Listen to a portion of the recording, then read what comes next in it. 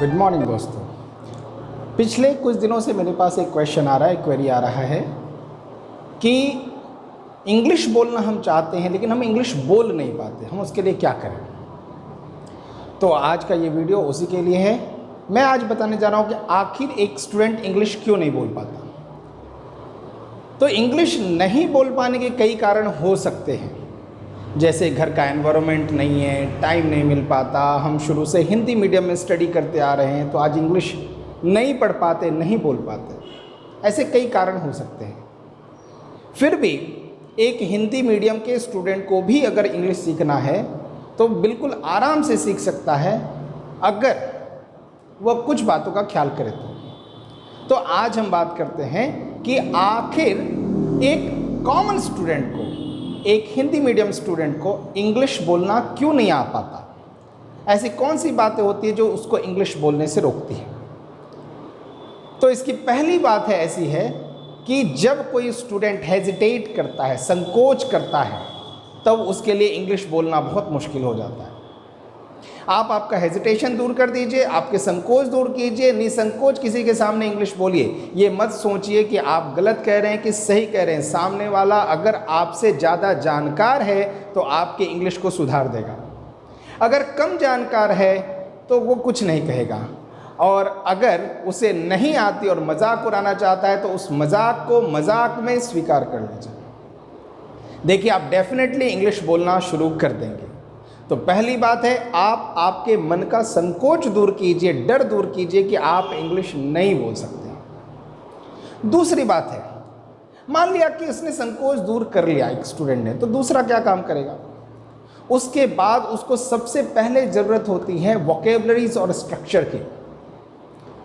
तो इसके लिए आप एक काम करें, कोई भी एक ट्रांसलेशन की बुक लें, उसका एक एक्सरसाइज निकालें। सपोज आप ऑक्सफोर्ड की बुक ले लें, ऑक्सफोर्ड इंग्लिश ग्रामर और ट्रांसलेशन की किताब बहुत अच्छी है, उसको आप ले लें, उसका एक एक्सरसाइज सेलेक्ट कर लें।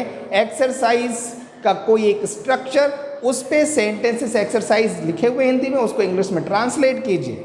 ध्यान रखिए, आपके नोटबुक पे हिंदी मत लिखिए, सिर्फ और सिर्फ इंग्लिश लिखिए।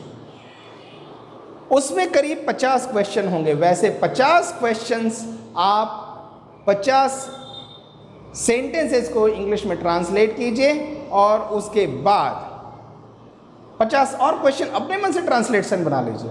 लेकिन याद रखिए, मैं फिर कह रहा हूँ, हिंदी ना लिखें, सिर्फ और सिर्फ इंग्लिश लिखें। इस प्रकार से आपके नोटबुक में 100, 150, 200 सेंटेंसेस बनाइए और एक दिन तय कीजिए, एक एक्सरसाइज लीजिए, उस एक्सरसाइज के पैटर्न पे पूरा का पूरा सेंटेंस लिखते जाइए, लिखते जाइए, लिखते जाइए, और उसको लिखने के बाद बैठिए और कंटिन्यू बोलते जाइए, बोलते जाइए, बोलते जाइए।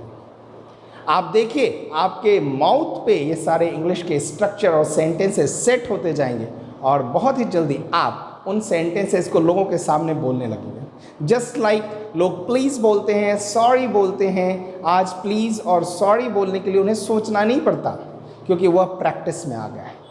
तो एक स्ट्रक्चर और एक टाइप के सेंटेंसेस की इतनी प्रैक्टिस करें, इतनी प्रैक्टिस करें कि जब वो बोलना आप चाहें तो दिमाग को ट्रांसलेट करने की ज़रूरत ना पड़े, वह खुद से निकल जाए। जिस दिन आप ये 2 काम कर लेंगे, पहला, आप आपके मन का हेजिटेशन दूर कर लेंगे, संकोच दूर कर लेंगे, और दूसरा, आप जो है अपने स्ट्रक्चर को, एक स्ट्रक्चर सिलेक्ट करके उसकी प्रैक्टिस, लगातार प्रैक्टिस करेंगे। देखिए, आप स्लोली स्लोली इंग्लिश बोलना शुरू कर देंगे। तीसरी बात आती है, हमने स्ट्रक्चर सीख लिया लेकिन कई ऐसी चीज़ें जिसकी वोकेबलरीज नहीं आती, हमको आती ही नहीं, उसका इंग्लिश नहीं आता, वर्ड का इंग्लिश नहीं आता। तो मेरा रिक्वेस्ट है, आप ऐसे वोकेबलरीज को सर्च कीजिए।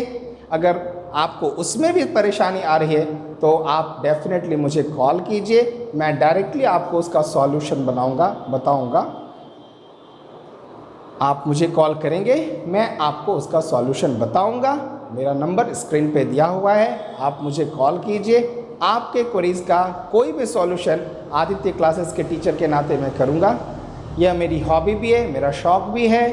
तो definitely you call me and get the information about the English. There is no cost, कोई इसका फ़ी नहीं, कोई चार्ज नहीं है। आप कभी भी मुझसे कॉल करके मेरे से इंग्लिश की जानकारी ले सकते हैं। Thank you.